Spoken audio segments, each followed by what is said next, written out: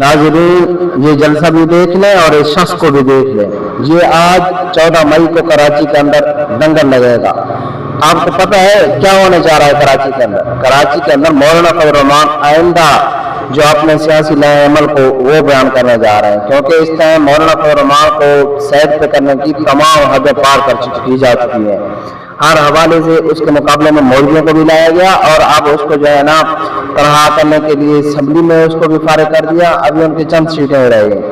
तो नाज़रीन ये इंतहाई अहम मोड़ भी है और एक इंतहाई अहम जो है ना खबर भी है कि मौलाना फजल रहमान साहब आज, आपको पता है कि फजल रहमान जब ललकारता है ना तो फिर क्या होता है, फिर ऐसे हो जाता है ना वज़ीर आज़म से लेकर और चीफ मिनिस्टर और सारे जो है ना वज़ीर आला फला MP MLA सारे फजल रहमान के कदमों में आ जाते हैं।